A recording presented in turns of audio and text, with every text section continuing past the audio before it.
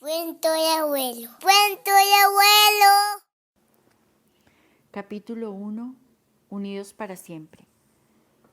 Cuando el comandante del jet de Aerolíneas Argentinas anunció la proximidad de la nave al aeropuerto de Ezeiza en Buenos Aires y quebramos en descenso vertiginoso el infinito manto de nubes después de 8 horas de vuelo, mi corazón cabía en el puño de mi mano.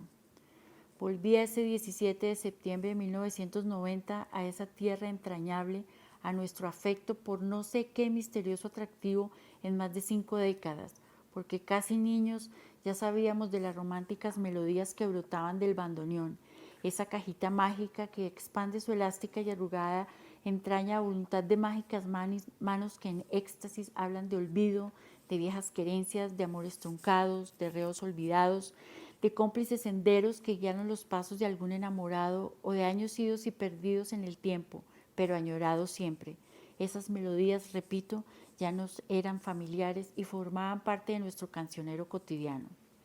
Se había templado ya un lazo invisible de unión entre esa tierra austral de leyenda gauchesca, lejana, personificada en el querido Buenos Aires por el cantor sublime, eterno, y nosotros. Habían transcurrido 30 años. La bruma de la mañana y el frío del invierno agonizante acariciaban nuestros rostros al cruzar la portezuela del avión y callados, Teresita y yo, cada uno saboreando a su modo la emoción de pisar nuevamente tierra que no fuese la nuestra, descendimos y nos encaminamos a las instalaciones del viejo pero remodelado Ezeiza. No había en torno nada familiar a mis recuerdos más remotos. Nuestro hijo Héctor Enrique estaba allí esperándonos, tan alegre y expectante como nosotros. Se estaba cumpliendo su deseo de vernos y estrecharnos lejos del terruño, y el calor afectivo de sus brazos volvieron a ser nuestros. La caricia del hijo amado se hacía latente y en ese momento se rompía un año de ausencia, vinculado a una multinacional francesa. Cacharel había sido trasladado paradójicamente a Buenos Aires desde enero de ese mismo año. Por la autopista de Ezeiza nos desplazábamos a gran velocidad en suaves ondulaciones, marcando la ruta de la evolución de un pueblo orgulloso con múltiples conjuntos habitacionales de elevados y esbeltos edificios con sus balcones abiertos al infinito azul del horizonte. Expiraban los últimos 4 días calendario del invierno, golpeando el frío en nuestra humanidad, y los brazos desnudos de los árboles parecían quererse abrazar de una vereda a la otra. Así entramos a la avenida Coronel Díaz tras un rodeo por el aristocrático Palermo Chicó, con sus mansiones eco del París lontano, y trasponiendo la bella avenida del Libertador y calle Cerviño, nos detuvimos frente al 2551, a pocos pasos de la avenida Las Heras y el parque del mismo nombre. Un pequeño pero acogedor departamento del 4º piso nos esperaba. Su apariencia fue el mejor regalo de nuestro viaje. Allí había calor familiar, un inmenso cariño en cada detalle, la mano y el corazón de nuestro hijo. En ese lapso fugaz y vibrante del encuentro se conjugaron todas las felicidades del mundo y fueron llegando una tras otra, como enlazando momentos esperados por toda la vida, las preguntas y las respuestas que reconfortan, que unen y alientan. Llamo a mis hermanos y escucho las voces de Pablo y Carlos.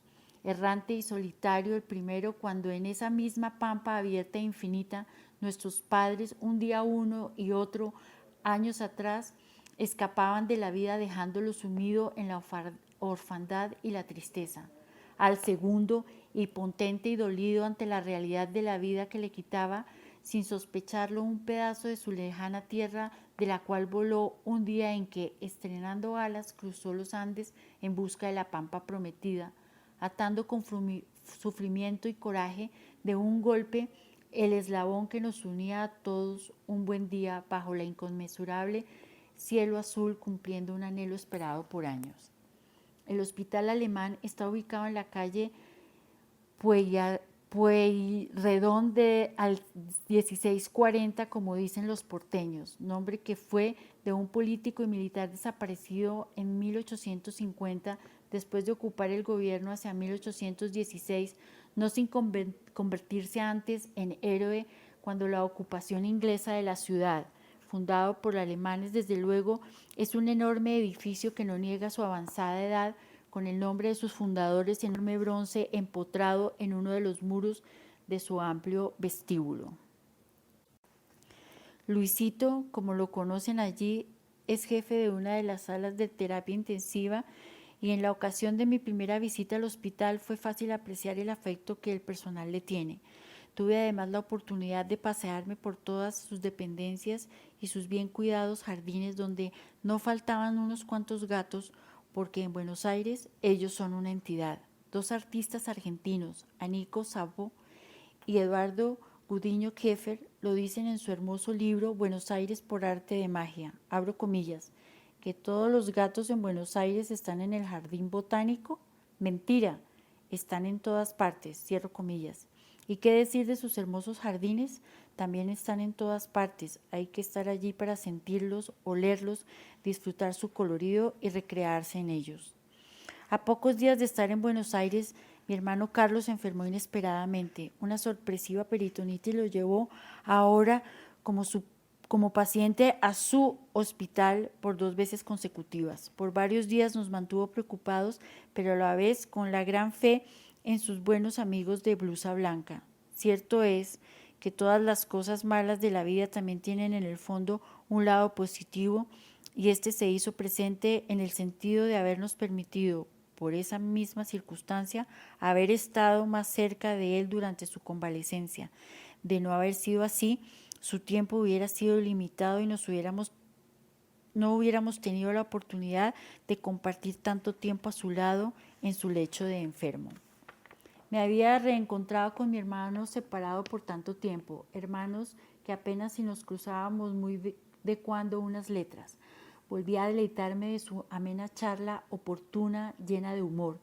Sus anécdotas como persona vinculada a la institución médica, en las cuales no faltaron los gatos que tuvo que encerrar una noche de tantas de turno en la sala de rayos X, con el consabido alboroto de las enfermeras al día siguiente. El pánico de un paciente judío insoportable por su carácter cuando Carlos tuvo que recordarle, para que se calmara, que estaba en un hospital alemán. La risa aflora a mis labios aún ahora cuando lo recuerdo. Pero volvamos atrás para contar que, habiéndome comunicado con Pablo telefónicamente a nuestra llegada, acordamos visitarlo al día siguiente en su laburo en la planta industrial de Noblex Televisores. No podría describir lo que fue ese encuentro. Con él tuve la oportunidad de estar más a su lado y en la medida en que fui haciéndome hombre, llegamos a conocernos muy a fondo como dos extraordinarios amigos. No importó nunca que, siendo yo 8 años menor que él, tuviese que esperar casi 18 para compartir su vida. Alguna vez, siendo Pablo empleado de los ferrocarriles Ibagué, Ambalema, La Dorada, aproveché mi primera vacación de estudiante para pasarla con él en la estación Buenos Aires, por entonces un lindo caserío tolimense. Era la primera vez que salía solo y tan lejos de mi hogar a un sitio con ese nombre, para hacerlo muchos años después, también solo y en mi primer viaje a esta gran metrópoli argentina. ¿Acaso ese nombre ya comenzaba a llenar los espacios en la vida de cada uno de nosotros? Nuestra relación de hermanos y amigos desde entonces y en muchas oportunidades que fueron marcando un destino se fue acrecentando y eso se hizo indisoluble. En ese pintoresco Buenos Aires comencé a vivir y a sentir el afecto de personas mayores ajenas a todas aquellas de mi pequeño entorno. Fue así como compartimos la vida entre otros lugares que se han perdido en mi memoria, en Ibagué, Armero, Ambalema, El Espinal, Girardot, La Vega, Villeta, algunos de los cuales siempre fue en haciendas, Hilo, Cune, Los Manzanos y la Argentina en Anolaima. Entonces aplicaba mis conocimientos de topografía aprendidos por azares de la vida, que ya mencionaré en otros capítulos, haciendo levantamientos de planos. ¿Cuántas veces recorrimos los dos los serpenteantes caminos de herradura de las tierras templadas o frías de la agreste topografía cundiboyacense o las planicies cálidas del Tolima, sobre el lomo de una mula o a pie o con suerte sobre un buen caballo al calor de un trago? El recuerdo de una novia o la esperanza de un futuro más amable y consecuente con nuestras jóvenes ambiciones.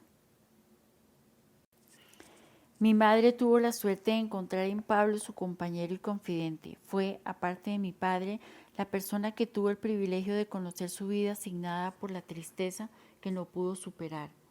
Allí, en el corazón de Pablo estaba latente, así hubiera en su rostro la expresión de una sonrisa, de una fugaz alegría, el recuerdo de su madre. Ella estuvo siempre presente en su mente y en su corazón, y Pablo lo sabía y sabía también por qué. Nosotros, aunque sea a medias, lo sabremos más adelante. Mi inquebrantable voluntad de escribir, escudriñando el fondo de su vida y la nuestra como familia, logró romper su silencio. Hubo en mí, por Pablo, un motivo más de admiración y afecto porque a través de sus escritos enriqueció los míos y por lo interesantes y por su volumen he decidido convertirlos en el tomo 2, Reminiscencias. Periódicamente llegaron a mi mano y fueron de un valor insospechado en los cuentos del abuelo, en lo que concierne a la familia. Por algo yo estaba allí en Buenos Aires, con ellos haciendo remembranza y complementando muchas anécdotas.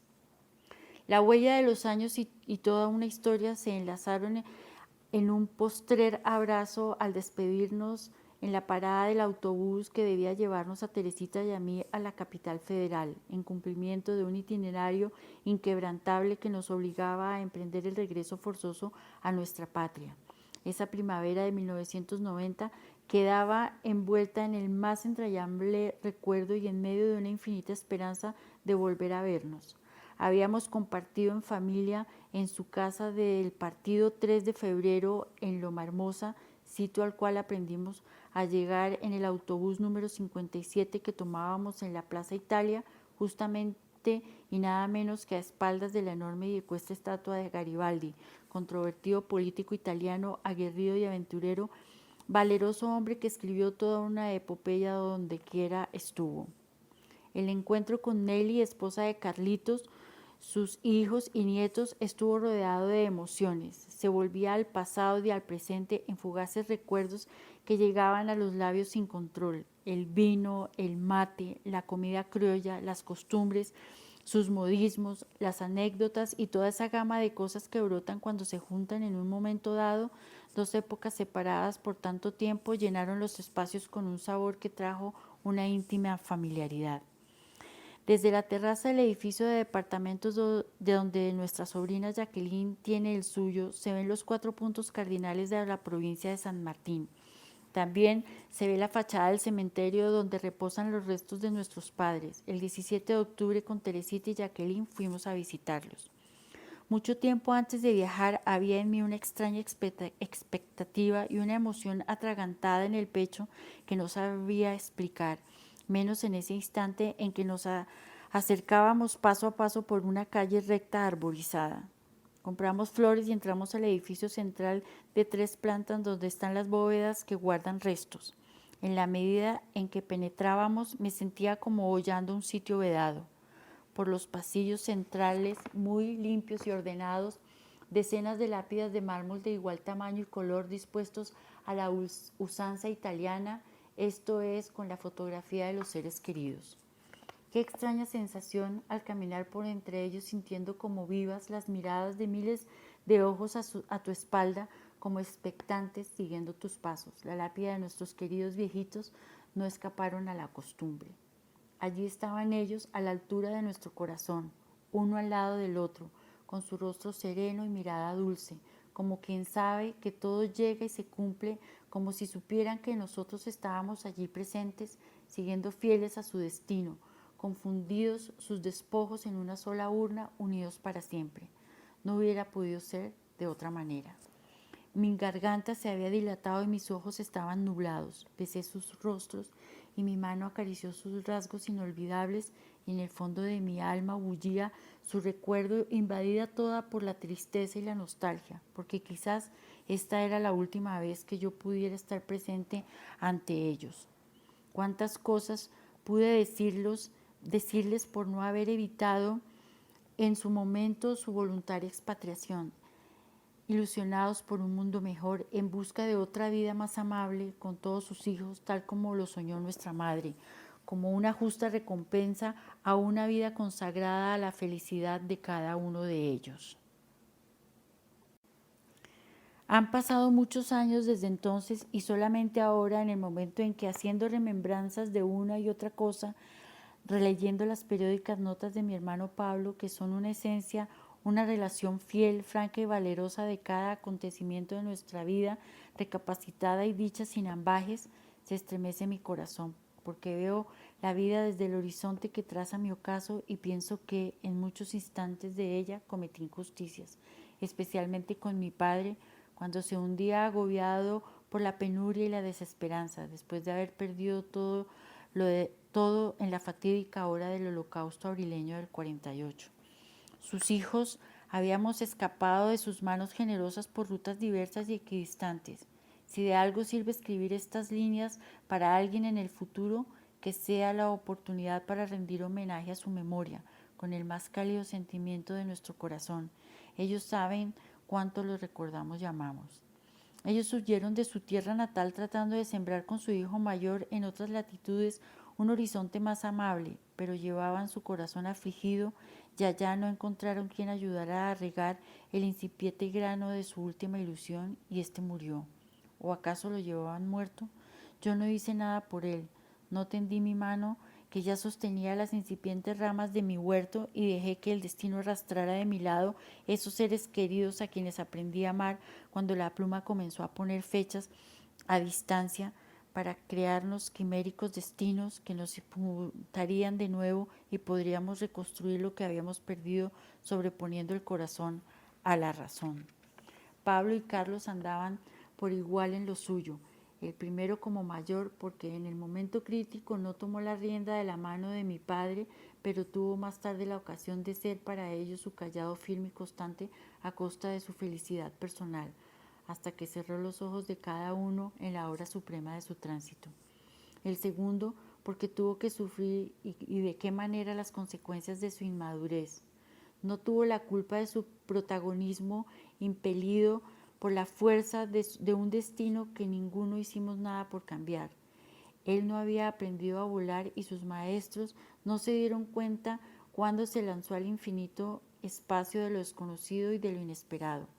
No había en ese momento una relación recíproca de fondo entre nosotros, una hermandad tan firme como la fue después.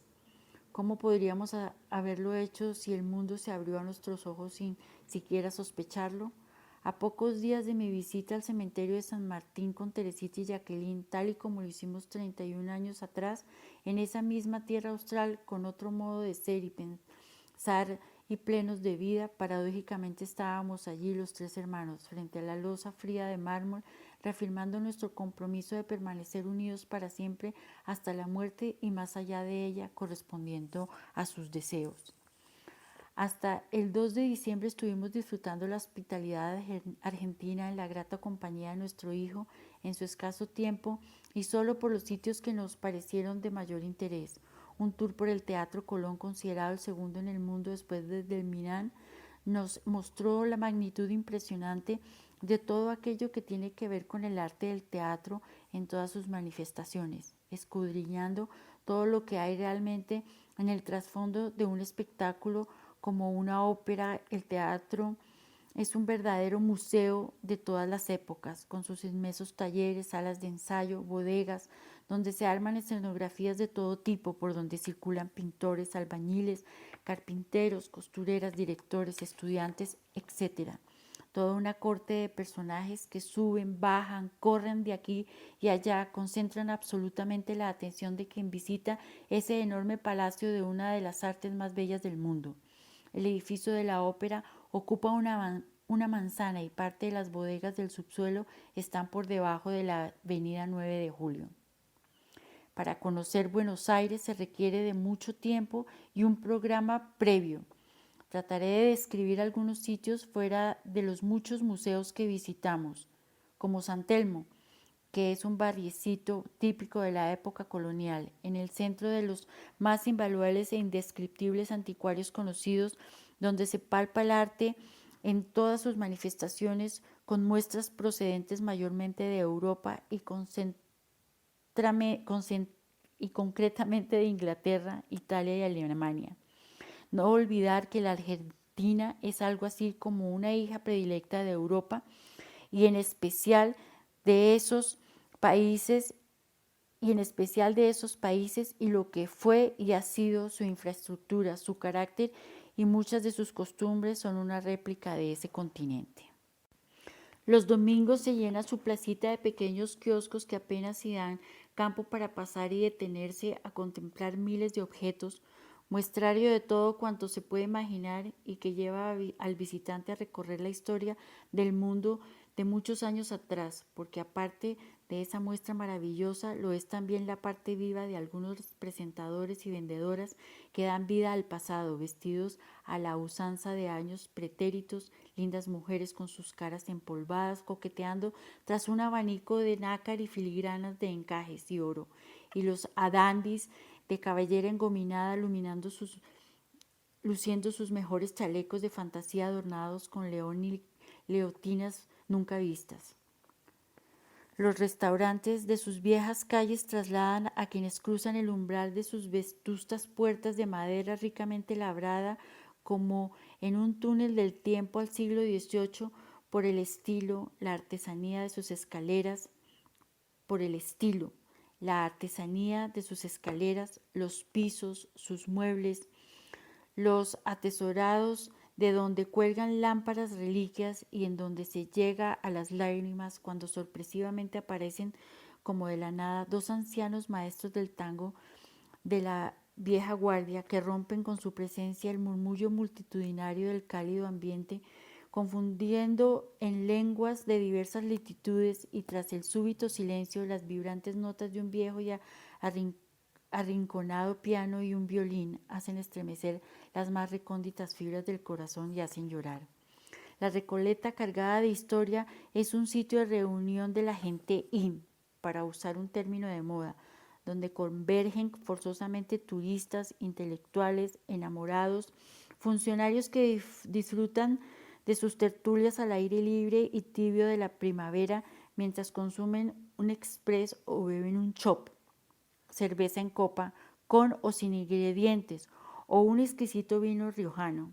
Allí, plazoleta de por medio, dentro de un recinto cerrado al lado de la iglesia colonial del mismo nombre, está el cementerio de los próceres y héroes nacionales forjadores de grandes epopeyas. Como una feliz coincidencia, uno de esos días que paseábamos por sus alrededores, nos encontramos sorpresivamente con una cabalgata impresionante que, por la avenida del Libertador, marchaba hacia el cementerio. Precedía la marcha el grupo de mazorqueros con su rojo atuendo de gorro frígido y pañuelo al cuello, y en su diestra la lanza con cinta del mismo color que describiera el novelista argentino José Mármol con tanto horror en su obra Amalia. Le seguían otros grupos formados por gauchos auténticos, pero igualmente montados en hermosos caballos criollos, enjaezados para la ocasión con arneses de plata. La cabalgata acompañaba y hacía honor a los restos del excelentísimo señor gobernador y capitán general de la provincia de Buenos Aires, ilustre reformador de las leyes, brigadier general don Juan Manuel de Rosas, encargado de los negocios nacionales de la República entre 1793 y 1877, quien gobernara con mano cruel una época de ingrata recordación para muchos argentinos, pero que, por decisión del gobierno Menem, estaba siendo repatriados ese día para hacer de todas maneras justicia a la historia. Recordemos que el color rojo era la divisa de los federales Rosas y ese verde y el azul de los salvajes unitarios. Como él llamaba a sus opositores cuando se ordenó una divisa de ese color obligatoria como símbolo luctuoso por la muerte de su mujer.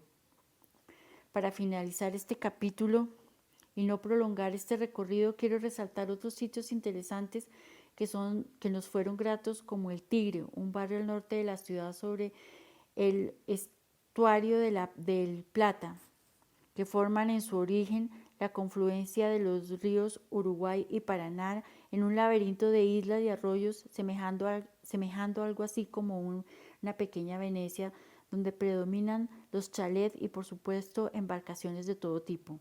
La avenida La Costanera con sus restaurantes montados sobre muelles que penetran el Plata o Mar Dulce, dada su enorme extensión, como la bautizara su descubridor, don Juan Díaz de Solís, quien de paso entronizó además las cruentas batallas navales que se libraron en sus aguas, que le dieron fama mundial, hasta la última de estas ocurrida el 13 de diciembre de 1939, cuando la flota inglesa, por órdenes expresas del primer ministro inglés Sir Winston Churchill, dio caza al acorazado alemán Admiral Graf Spee hasta hundirlo en sus aguas. Había cristalizado con Teresita un gran anhelo y objetivo trazado de tiempo atrás, cuando antes de pensar en Europa y de viajar a Buenos Aires, hermosa y cautivante ciudad de corte europeo, y es que por donde se le mire parece efectivamente un trasplante traído del viejo continente. Diría que Buenos Aires es una ciudad monumental, inmensa en su bosque lleno de sorpresas. De la ninfa del estanque del jardín botánico, por ejemplo, se dice que en las noches abandona su pedestal de piedra y se convierte en mujer de carne y hueso para corretear por entre las flores, el follaje, los troncos y los senderos de la fina arena. Que en el parque japonés el alma se congratula con la exuberante belleza de sus estanques, las plantas, los árboles, las arcadas de sus puentes, los faroles, y en los jardines de Palermo reposa como una nave espacial el soberbio planetario con su lago artificial embellecido por cisnes arrogantes y hermosos. Y miles de cosas más que no sabría describir con palabras para mostrar en esencia esta ciudad austral. Lo cierto es que desde esta latitud, rodeado de mis hermanos y para esta especial ocasión, en la compañía de nuestro hijo Héctor Enrique, soñé mucho, soñé en el futuro, no por breve lleno de esperanza y acción, y consolidé mi propósito de llegar hasta el final para escribir este libro más y mejor documentado. Así que los cuentos del abuelo a partir de este momento inician su peregrinaje.